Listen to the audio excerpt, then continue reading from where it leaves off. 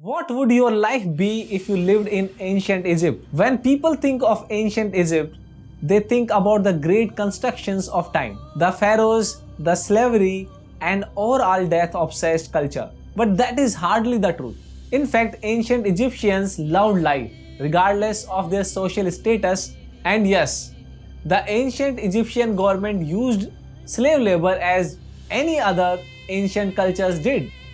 And it is also true that ancient Egyptians had a well known disdain for non Egyptians. But this was probably because, in best of all possible worlds, they believed they were living the best possible lifestyle. In fact, life in ancient Egypt was considered so great that the afterlife of Egyptians was conceived as an everlasting continuation of life on earth. In Egypt, the slaves were either criminals, people who were unable to settle their debts. These citizens were deemed either by their individual choice or by military conquest to have forfeited their freedoms and were therefore forced to suffer a level of life well below that of free Egyptians. But then there were Egyptians who were rewarded for their labor and in many cases were masters of their art. These were the individuals who actually constructed the pyramids and other prominent monuments of Egypt. Not in the remembrance of death, but of the life and the belief that an individual life matters enough to be remembered for eternity. In the addition, people were motivated to strive to make their lives worth living eternally by the Egyptian idea that one's life was an everlasting journey and death was just a transition. Egyptians' everyday life was based on enjoying the time one had as much as possible and aiming to make the lives of others equally memorable. Sports, games, reading, festivals, and the time with friends and family were as the work of cultivating the land or constructing monuments and temples. Now let's take a quick tour of ancient Egypt and see some interesting facts related to their lifestyle. To the Egyptians, it was very important to look nice and be clean. Both men and women wore jewelry of some kind. The wealthy wore gold and silver jewelry, while the poorer citizens used copper. Makeup was worn by men as well as by women. They had makeup cases that they would carry around. Face paint was the principal form of makeup used. The majority of people wore white linen clothes because it was quite hot. By the way, Egyptians loved beer. It was considered to be a staple meal for both the adults and children. So much so that even wages were paid in the brewable grains. But it wasn't like the beer you order in a pub nowadays. It was like a thick sweet soup with a lower alcohol content and was preferably consumed in dinner.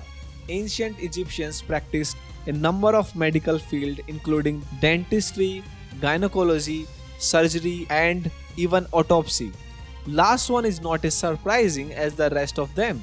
Medical treatment was a mix between medical treatment and religious ceremony. Healthcare was not restricted to the upper class and was available to everyone including slaves. As we said earlier, hygiene was very important to Egyptians because they realized that walking around with a 3-inch layer of sweat, repent, filthy clinging was a petri dish for diseases, and as a result, they bathed constantly with a soap made up of vegetables and animal oil and salt. There was a common place for men and women to shave off body hairs, even the hair on their heads. They also made fragrances from lily. Myrrh and cardamom were common and may have created the first deodorant using a mixture of citrus and cinnamon. Despite the undeniable atomic knowledge, and ancient Egyptians believed that mind was located in the heart or the ab and all thoughts originated from it. Heart was also thought to be a seat of intense emotions like love, sadness, bravery, a belief shared by almost every culture. As for the brain, Egyptians didn't really care much because it was simply thrown in trash during mummification process. They used garlic to test the fertility of women that time. They knew sex lead to childbirth, but they believed that womb was connected to the alimentary canal that carries food from your mouth to anus. So in order to test that a woman was fertile or not, a clove of garlic was inserted into the anus of a woman, and if the smell of the garlic can be smelled on her beneath, then she was considered fertile. Board games were a popular pastime to Egypt, and the most popular game was Senet. The Senet was played on an elongated chess-style board with each player rolling dice or throwing sticks to move pieces. The Senet was so popular that paintings of Nefertari playing the game have been discovered on ancient temple walls. The main staple diet was bread. They also had fruits, vegetables, lamb and goats for food. They had clay ovens to cook in and usually used dishes made of clay. The main drink was beer made from barley. The average family lived in the village of sun-baked mud houses. The houses were fairly small with a few windows or furniture. They had flat roofs so that the people would sleep in the summer because it was too hot inside. Despite living near the river Nile, they didn't eat fish at all, and very little meat to be considered. Their diet consisted mostly of wheat and barley, which makes sense as the majority of population was paid in bread and beer. Fruits and vegetables such as pomegranate, dates and also garlic were available readily. Even though meat wasn't common, it was enjoyed mainly during festivals, or if you were rich, then pretty much whenever you want to have it. In ancient Egypt, appeared to be equal as far as the law was concerned.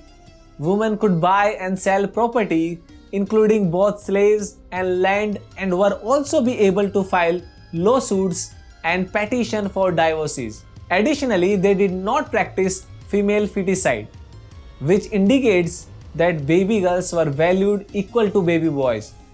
Gender equality prevailed in Egypt, and also Egyptians women enjoyed more freedom than the Greek women. Only wealthy men were allowed to get education. Students studied a variety of subjects that more or less resemble a modern curriculum, which included reading, writing, mathematics, history, and science and medicine. The wealthy son of Pharaoh's sons and son of nobility went to the prince's school. Scholarships were available for lower class students with exceptional talent. Ancient Egypt was surprisingly modern in many ways, allowing its citizens to lead lives not totally unrecognizable from the ones we lead today. Thank you so much for watching this video. If you have any feedback, please let us know in the comment section below.